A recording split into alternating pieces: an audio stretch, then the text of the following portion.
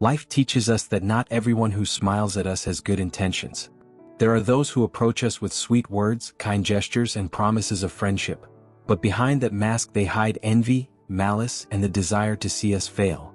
These are people who pretend to be our friends but actually work against us, sowing discord, spreading lies, and trying to destroy our peace. This painful reality is exactly what Psalm 12 speaks about, bringing a powerful message of divine protection against those who use deceitful words and false hearts. Psalm 12 was written by King David in a moment of great anguish. He was surrounded by false people, individuals who said one thing but did another, who promised loyalty but plotted betrayal. David knew this kind of situation well. Throughout his life, he faced many who approached him with hidden motives, who spoke soft words while hiding daggers behind their backs. It is in this context of pain and distrust that he cries out to God for help, recognizing that only the Lord can protect him from those who lie, deceive, and manipulate. The psalm begins with a desperate cry. David says that the faithful have disappeared, that there are no trustworthy people left around him. He looks in every direction and sees hypocrisy, falsehood, and deceit. People lie to one another, each trying to deceive the next with flattering words and divided hearts. It's a situation many of us know well. How many times have we felt surrounded by people who claim to love us but, at the first opportunity, speak ill of us behind our backs? How many times have we discovered that the friend who seemed so loyal was actually working against us? David describes these people with very strong words. He speaks of flattering lips and deceitful hearts. Flattery is one of the most dangerous weapons of a false friend. They know exactly what to say to gain our trust, to make us let down our guard. They overpraise, overpromise, and make you feel special and important. But it's all theater, manipulation. Behind those exaggerated compliments lies a heart that isn't sincere, that has hidden motives, that wants something from you, or simply wants to destroy you out of envy or resentment. The psalm also speaks of people who boast with their tongues, who say they will prevail because they are skillful with words. These are those who believe they can fool everyone, that they are smarter than others, that they can manipulate any situation in their favor through lies and cunning. They feel powerful because they know how to use words as weapons, distorting the truth, creating intrigue, spreading rumors, and destroying reputations. And often they really do cause great damage before being exposed. But Psalm 12 doesn't end with this dark description of human wickedness.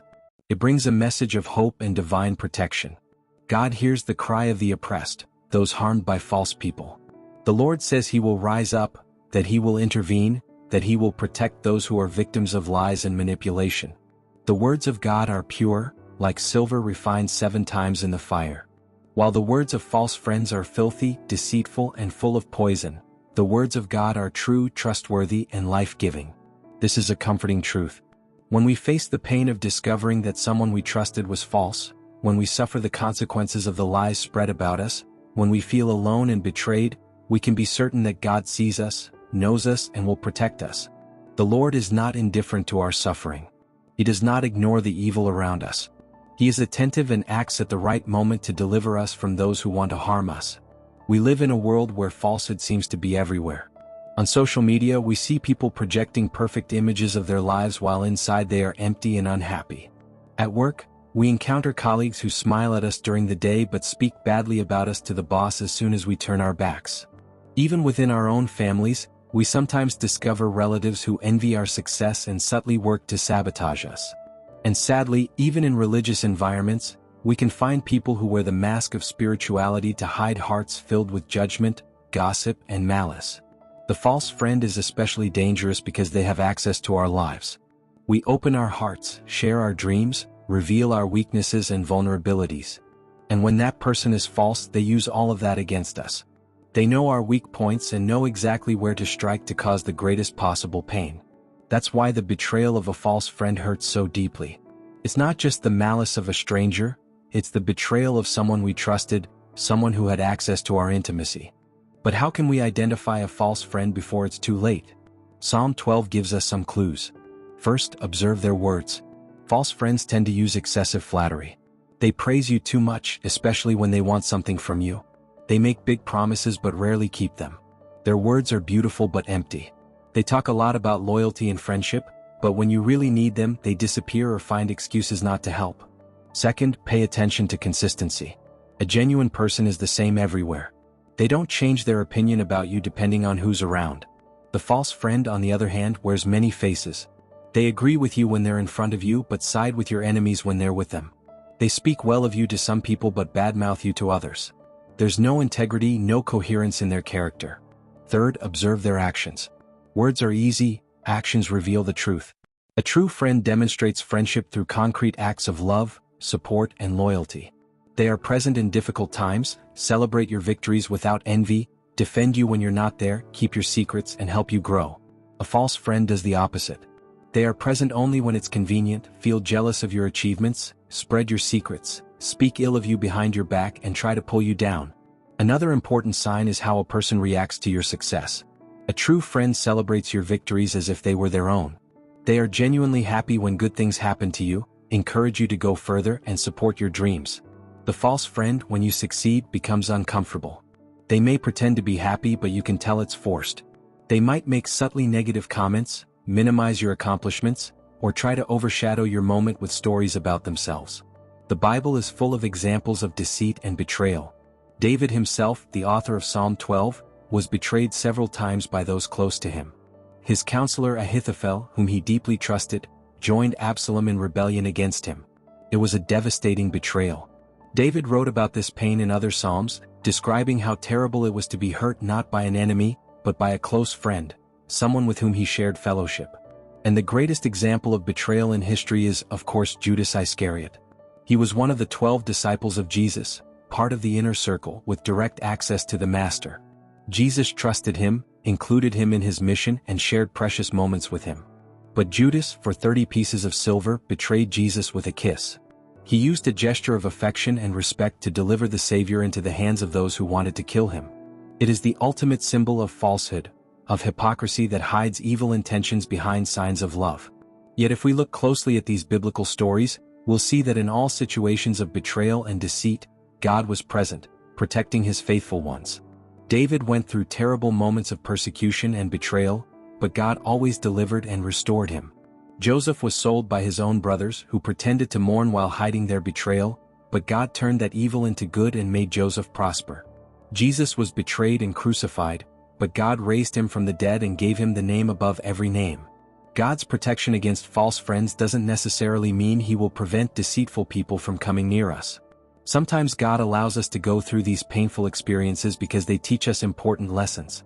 We learn to be wiser, more discerning, less naive. We learn not to place our complete trust in flawed human beings, but in God, who never fails. And we learn to value true friendships when we finally find them. God's protection also manifests in how he helps us deal with the consequences of falsehood. When someone spreads lies about us, God can restore our reputation. When we are betrayed and hurt, God can heal our hearts. When we lose important relationships because of the deceit of others, God can bring new, genuine people into our lives. And perhaps most importantly, God gives us the strength to forgive and move forward without letting bitterness take over our hearts. It's important to understand that forgiving those who betrayed us doesn't mean trusting them again as before. Forgiveness and trust are different things. We can forgive someone who has been false to us, releasing that person to God and freeing ourselves from the burden of resentment, but that doesn't mean we must or should restore the relationship to what it once was. Trust, once broken, must be rebuilt through consistent actions over time. And in many cases, the wisest choice is to forgive from a distance, maintaining healthy boundaries to protect ourselves from further harm. Psalm 12 also teaches us something fundamental about the nature of words. David contrasts the deceitful words of false friends with the pure words of God. This reminds us that words have power. They can build or destroy, heal or wound, give life or bring death. False friends use their words as weapons of destruction. They lie, manipulate, slander, and deceive. But God uses his words to create, bless, restore, and give life. As followers of God, we are called to be different. We are called to use our words with wisdom and love. That means speaking the truth even when it's hard. It means refusing to participate in gossip or slander. It means not using flattery to manipulate others. It means being consistent between what we say and what we do. It means keeping our word and fulfilling our promises. In a world full of falsehood, our truth and integrity can shine like light in the darkness. We also need to be wise and vigilant. Jesus said we must be as wise as serpents and as innocent as doves. This means we should not be naive, opening our hearts to anyone who comes with pretty words. We must observe people's character over time, pay attention to signs of deceit, and protect ourselves from toxic relationships. At the same time, we must not become cynical or distrustful of everyone. There are true people, genuine friends, that God places in our path. Wisdom lies in discerning the difference. One of the most painful parts of discovering that someone is false is the feeling of having been deceived. We ask ourselves how we didn't see it before, how we could have been so blind, how we trusted someone who didn't deserve it. It's easy to start blaming ourselves and feeling foolish. But it's important to remember that the fault does not lie with those who trust, but with those who abuse that trust. There is no shame in having an open and trusting heart. The shame lies in being deceitful and false. Psalm 12 ends with a powerful promise. David declares that the Lord will keep us safe forever from this generation. God not only protects us momentarily, but his protection is continuous and eternal. He is always watching over us, always aware of the threats we face, always ready to intervene on our behalf. We can rest in that assurance. We are not alone in this world full of falsehood.